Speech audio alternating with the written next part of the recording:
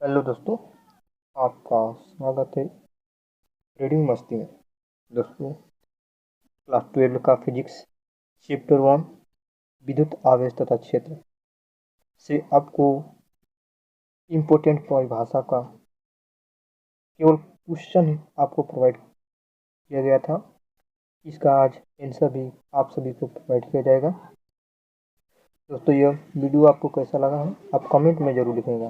अगर हमारे चैनल पर आप नए व्यूअर हैं तो चैनल को सब्सक्राइब करना ना भूलिएगा, ताकि हर वीडियो का नोटिफिकेशन सबसे पहले आप तक पहुंचे। चलिए, ज़्यादा समय न लेते हुए अपने क्वेश्चन पर आते हैं। दोस्तों, यहाँ पे कम समय में आपको 95% लाने का अवसर प्रदान किया जा रहा है। तो चलिए, चैप्टर 1 वैद्युत आवेश तथा क्षेत्र। आप ये क्वेश्चन को हम यहाँ पर रख देते हैं और आपको हेडिंग में लिखना है।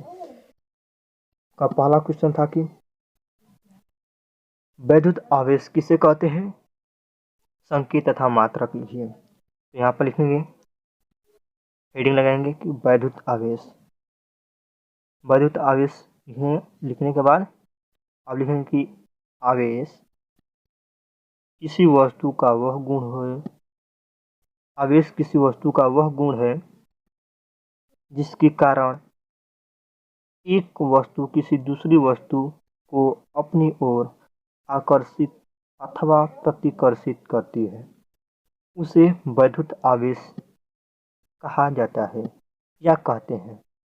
इसे Q से प्रदर्शित करते हैं।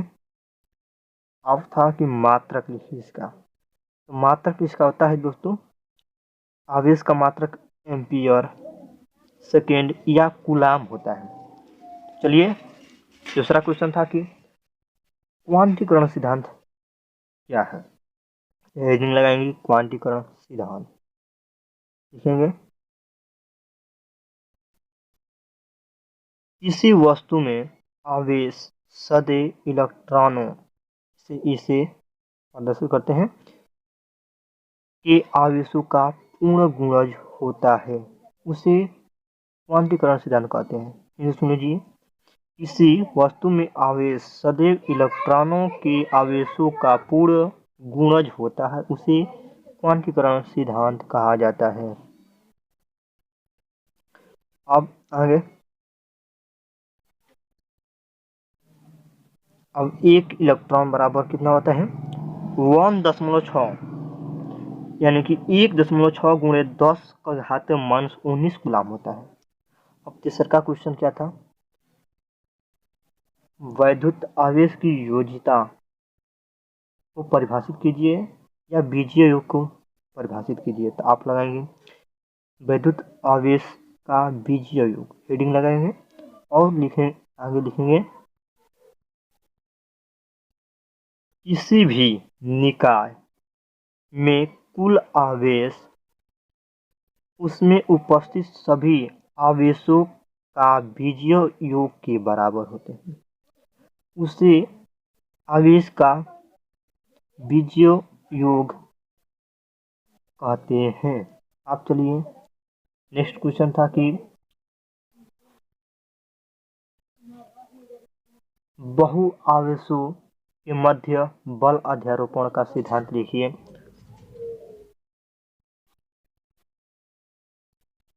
हेडिंग लगाएंगे अध्यारोपण सिद्धांत। अब लिखेंगे कि इस नियमानुसार किसी बिंदु आवेश पर अन्य बिंदु आवेश के कारण, ध्यान से सुनिएगा, इस नियमानुसार किसी बिंदु आवेश पर अन्य बिंदु आवेश के कारण लगने वाला परिणामी बल उस बिंदु आवेश पर प्रत्येक आवेश द्वारा लगाए गए अलग अलग बलों का सदिश योग के बराबर होता है। यहाँ पर फिगर बनाएंगे, चित्र। अब मान लीजिए एक पहला आवेश है, ये दूसरा, ये तीसरा, ये चौथा, ये पांचवा। इन आवेशों की बीच की दूरियां मान लीजिए R1 है, R2, R3, R4 और R5। इसका बीजीय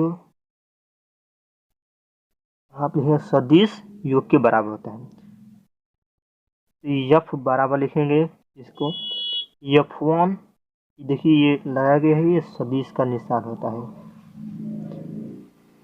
वेक्टर जिसे कहा जाता है। F1 vector plus F2 vector plus F3 vector plus F4 vector plus F5 vector. इस तरह से यह अध्यारोपण सिद्धांत था। और चलिए नेक्स्ट क्वेश्चन की ओर चलते हैं। क्वेश्चन नंबर 5, बल, वैद्युत बल रेखाएं किसे कहते हैं? तो वैद्युत बल रेखाएं परिभाषा डालेंगे, हेडिंग अब लिखेंगे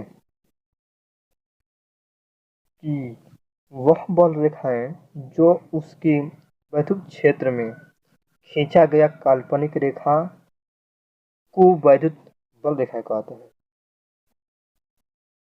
वह बल रेखाएं जो उसके वैद्युत क्षेत्र में खींचा गया काल्पनिक रेखा को ही वैद्युत बल रेखाएं कहते हैं। या दूसरे तरीके से भी लिखा जा सकता है, किसी वैद्युत क्षेत्र में एकांक धनावेश के चलने के मार्ग को वैद्युत बल रेखा या क्षेत्र रेखाएं भी इसे कहा जाता है। किसी वैद्युत क्षेत्र में एकांक धनावेश के चलने के मार्ग को वैद्युत बल रेखा या क्षेत्र रेखा कहा जाता है। यहाँ पे आप फिगर बनाएंगे,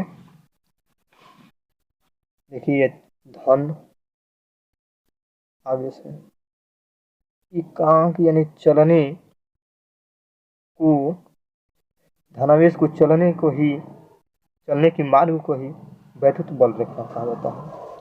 यहाँ पे देखिए ये क्षेत्र जो है यह वैद्युत क्षेत्र है। ये जो काल्पनिक रेखा है, ये काल्पनिक रेखा है। इस तरह से आप फिगर बनाकर हल अपना परिभाषा लिखेंगे ताकि एक नंबर भी ना कर सकें।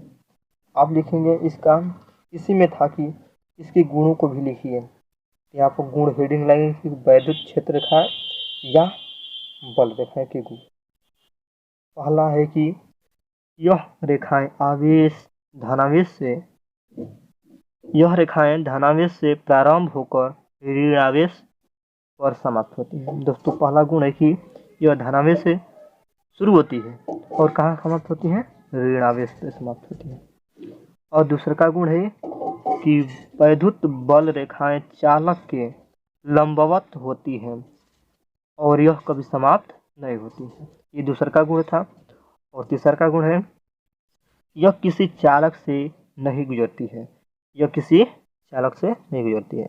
और चौथा का है कि यह अनंत से ऋणावेशन या ऋणायन पर आती है। या लिख सकते हैं कि यह अनंत से प्रारंभ होकर कहाँ समाप्त होती है, कहाँ तक आती है? ऋणायन तक आती है।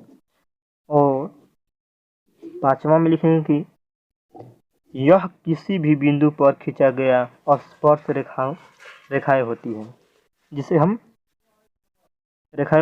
हम बल रेखाएं कहते हैं।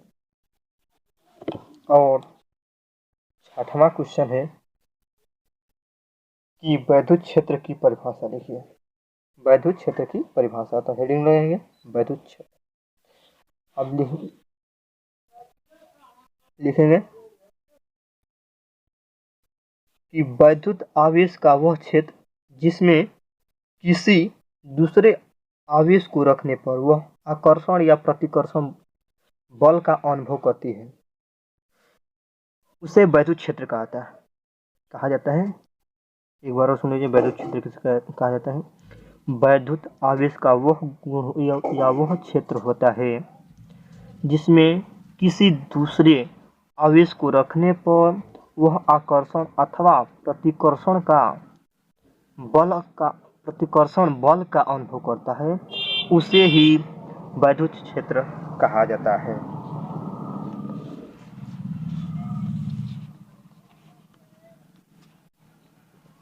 नेक्स्ट क्वेश्चन है कि वैद्युत क्षेत्र की तीव्रता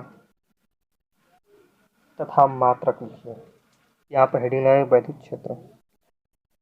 अब लिखेंगे किसे कहते हैं, परिभाषा भी होता है, परिभाषा लिखेंगे किसे, एकांक परीक्षण आवेश पर लगने वाला बल या लगने वाला बल वैद्युत क्षेत्र की तीव्रता कहलाती है। सुनिए, वैद्युत क्षेत्र की तीव्रता किसे कहते हैं या परिभाषा लिखिए। इस तरह लिखेंगे कि एकांक परीक्षण आवेश पर लगने वाला बल वैद्युत क्षेत्र की तीव्रता कहलाता है। इसे ई से प्रदर्शित करते हैं, इसे कैपिटल ई से प्रदर्शित करते हैं।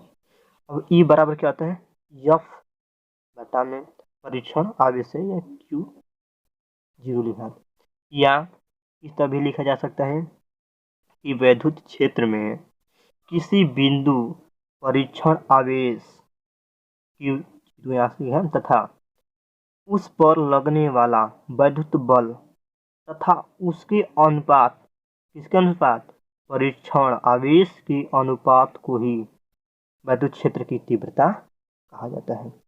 इसका मात्रक दोस्तों होता है न्यूटन प्रति कूलाम होता है। इसका मात्रक क्या होता है, न्यूटन प्रति कूलाम। और 8वां क्वेश्चन है कि वैद्युत द्विध्रुव आघूर्ण की परिभाषा तथा मात्रक लिखिए। तो यहाँ पर हेडिंग लगाएंगे वैद्युत द्विध्रुव, वैद्युत द्विध्रुव। अब वैद्युत द्विध्रुव में आवेश या आवेशों के बीच, देखिए वैद्युत द्विध्रुव में आवेश या आवेशों के बीच की दूरी या लंबाई के गुणनफल को ही क्या कहता है, वैद्युत द्विध्रुव आघूर्ण कहा जाता है। एक बार और सुनिए, वैद्युत द्विध्रुव में आवेश या आवेशों के बीच की लंबाई या दूरी के गुणनफल को वैद्युत द्विध्रुव कहा जाता है, वैद्युत द्विध्रुव आघूर्ण कहा जाता है। ओके, इसे कैपिटल पी से प्रदर्शित करते हैं। इसे, इसका सूत्र क्या होता है, इसलिए P बराबर Q इंटू 12। देखिए यहाँ पर चित्र बनाएंगे, मतलब ये धन आवेश है, ये ऋण आवेश है, इनके बीच की दूरी क्या है, 2L है, और 2L है। इस तरह से भी परिभाषा लिखा जाता है। और इसका मात्रा क्या होता है, देखिए दोस्तों, Q का मात्रा क्या होता है, अब इसका मात्रा कूलाम, और दूरी है, दूरी का मात्रा क्या होता है, मीटर। तो इसका मात्रा क्या हो जाएगा, कूलाम मीटर। अब चलिए नेक्स्ट क्वेश्चन की ओर। अब लिखा है कि वैद्युत फ्लक्स की परिभाषा तथा मात्रक लिखिए। वैद्युत फ्लक्स तथा उसकी मात्रक लिखिए। इसे लिखेंगे, देखिए यहाँ पर हेडिंग लगाएंगे वैद्युत फ्लक्स किसी क्षेत्र में गुजरने वाला वैद्युत बल रेखा की संख्या को ही क्या कहता है, वैद्युत फ्लक्स कहा जाता है। फिर सुन लीजिए, किसी क्षेत्र से गुजरने वाली वैद्युत बल रेखाओं की संख्या को ही वैद्युत फ्लक्स कहा जाता है। इसे फाई से प्रदर्शित करते हैं। इसका मात्रक होता है न्यूटन प्रति कूलाम, या तभी दर्शाया जा सकता है।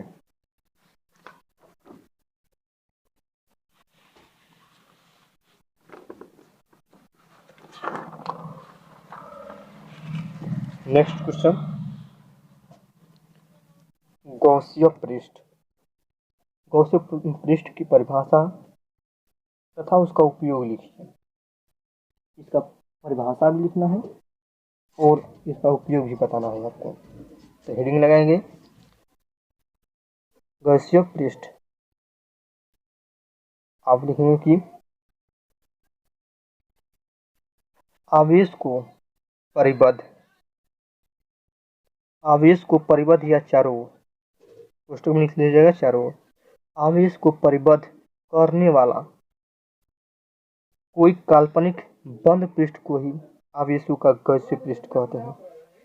ये सुनिए, आवेश को परिबद्ध करने वाला कोई काल्पनिक बंद पृष्ठ को ही उस आवेश को गैसीय पृष्ठ कहा जाता है। अब चलिए इसका उपयोग हेडिंग लगाएंगे। उपयोग हेडिंग लगा के लिखेंगे कि आवेश निकायों अथवा आवेशित पिंडों के कारण तीव्रता ज्ञात करने में तथा जहाँ पर कूलाम का नियम लगाना कठिन होता है वहाँ पर गॉसिप पृष्ठ का उपयोग किया जाता है।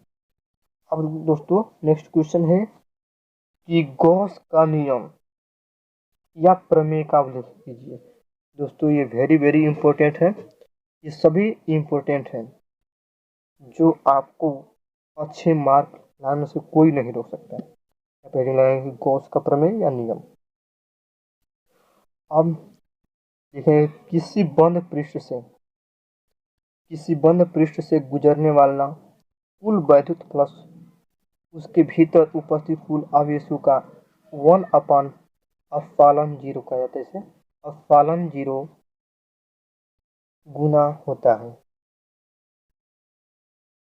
इसे देखिए सूत्र क्या होता है, फाई बराबर क्यू गुणे 1/0 एक गुणनफल, ये गुणा के क्या होता है बराबर होता है गॉसिय। ये प्रमेय है, ये वेरी इंपॉर्टेंट है। एक बार सुनिए, किसी बंद पृष्ठ से गुजरने वाला कुल वैद्युत फ्लक्स उसके भीतर उपस्थित कुल आवेश का 1/0 गुना होता है।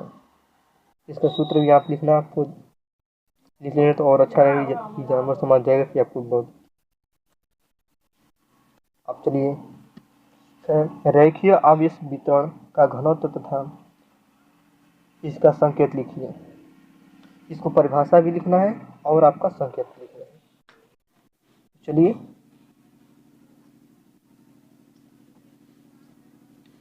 जब आवेश समान रूप से एक रेखा पर वितरित होता है उसे रेखीय आवेश वितरण कहा जाता है। आइए प्रदर्शित करते हैं इसे। आइए सूत्र आपका लिखना अनिवार्य होगा, लिखेंगे तो और अच्छा रहेगा। तो चलिए नेक्स्ट क्वेश्चन को 14 क्वेश्चन है, आयतन आवेश वितरण की परिभाषा तथा संकेत लिखिए। आयतन वितरण आप हेडिंग लगाएंगे और लिखेंगे। दोस्तों लास्ट क्वेश्चन है, जब आवेश किसी आयतन पर एक समान रूप से आवेशित वितरित होता है उसे आयतन आवेश वितरण कहते हैं। इसे सिग्मा से दर्शाते हैं। सिग्मा बराबर होता है Q/V। दोस्तों यह वीडियो आपको कैसा लगा कमेंट में जरूर लिखिएगा। ऐसे ही वीडियो पाने के लिए आप हमारे चैनल को सब्सक्राइब कीजिए ताकि हर वीडियो का नोटिफिकेशन सबसे पहले तक पहुंचे। दोस्तों ये वीडियो आपको कैसा लगा आप जरूर कमेंट में लिखिएगा। दोस्तों अब तक कोई भी छात्र कुछ भी नहीं पढ़ा है तो इन परिभाषाओं को पढ़कर याद कर अपनी परीक्षा में अच्छा नंबर ला सकते हैं। दोस्तों यह वीडियो को आप अपने दोस्तों तक शेयर कीजिए ताकि उन लोगों का भी अच्छा परसेंटेज और नंबर आ सके। चलिए मिलते हैं नेक्स्ट वीडियो में, तब तक के लिए जय हिंद।